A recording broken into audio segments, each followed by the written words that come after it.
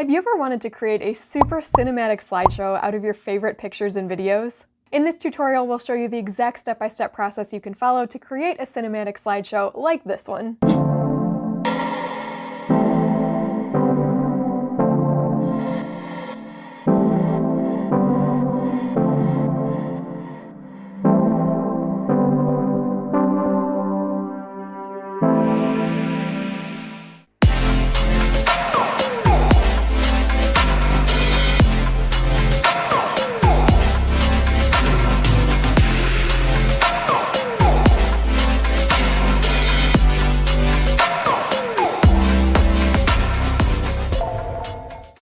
It'll only take you minutes, and you can create this even if you have no video editing experience. Sounds like fun, right?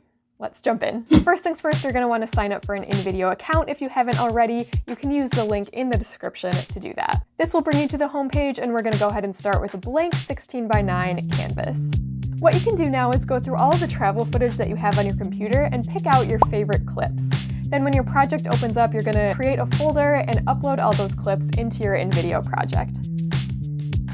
Now, the first step in constructing your video is to find a music track that fits the mood that you want your slideshow to have. So come over to the music library on the left. This library includes thousands of royalty-free tracks that you can use in your video, and they're organized by mood and genre to make it super easy for you to find your perfect track.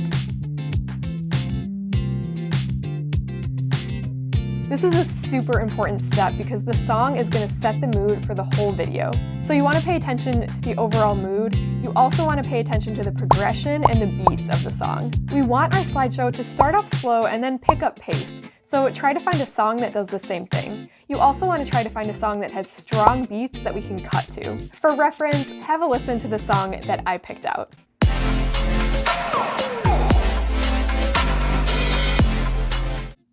Alright, once you have your perfect music, we're going to start adding the clips into the project. And we're going to cut the clips to the beat of the music to give this a really cinematic feel. So what I'm first going to do is delete the logo and the title that's on here and just start with a completely blank project. Then find the clip that you want to use first and drag it onto your canvas. And then you'll be able to trim it to the section that you want to use. Now, in the beginning, you want to use a few strong establishing shots that are a little bit slower, and you're going to leave them on screen for a little bit longer. For your first 3 or 4 shots, you can leave them on for about 4 to 8 beats of the music. And you can see where the beats of the music are by zooming in a little bit and then just looking at the waveform here to see where it spikes.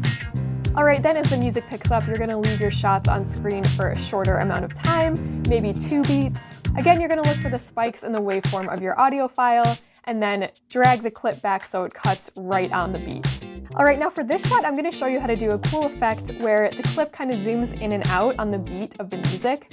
Okay, so here's what you're going to do. You're going to click on your scene, and then you're going to click Timeline. That opens a more advanced editor.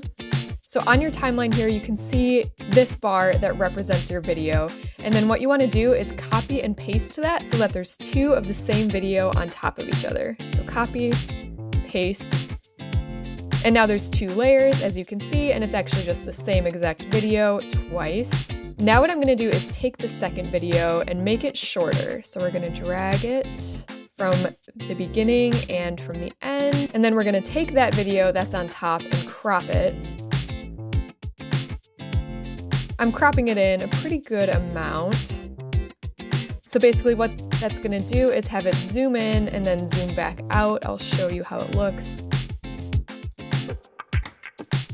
Pretty cool. So you can always drag it to adjust the time that it's cutting in and out. You can move this bar around if you want it to be in a different spot. But that's the general idea. It's pretty easy to do. You just copy and paste your video and then crop it in. Okay, then on this next scene, I'm going to do a similar effect. So we're going to open up the timeline again. And this time I'm going to copy and paste it 3 times. And then get those all centered. So at the end of this scene, there's kind of a quick 3 beats at the end. So what I'm doing is dragging these out so that they line up with those quick beats. But then instead of zooming these in, what I'm going to do is just cut to a different point in the video. So that's going to create a jump cut. I'm going to put the cursor right where I want the jump to happen. And then I'm going to drag this video to a later point and then drag it back to the cursor. So now if I play that, You can see right here, it jumps to a new point in the video, so it's kind of a cool effect. And then I'm going to do the same thing with this next one. So right there is where I want the video to start. I'm selecting a later portion of the video just by dragging this. And then I'll just do it with the last one as well. I want the video to start right there. And get a later portion of the video.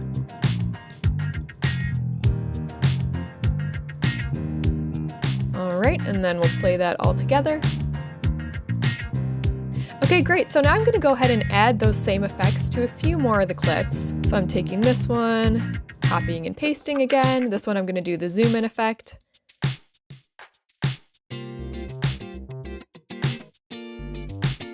And then towards the end here, the music is slowing down, and I want to do the same effect, but I'm just going to make it much slower to match the beats again. So for this one, for example, I'm going to copy and paste the video, and then I'm going to leave the first video on for a good amount of time, and then again, I'll crop that in. So as you can see, it's just a little bit slower at the end, and it matches the pace of the music. Okay, great. So now we have all of our clips in place.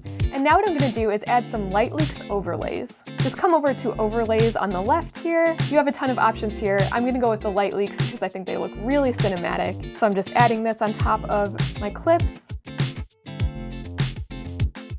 And then if you like the light leaks as much as I do, you can also use them as transitions if you click the little box in between each scene and then scroll down to light leaks on the transitions menu, and then you can pick one out. All right, so that's about it. I think that looks really cool. So I'm going to come up to download and share at the top here, and I'm going to go ahead and export my video. If you like that slideshow and want to make a really similar one to the one that I made, you can find the link to the exact template in the description below. If you found value in this video, be sure to give it a like and let us know in the comments below what kind of tutorial you want us to make next. I'm Teresa with InVideo, and I will see you in the next one.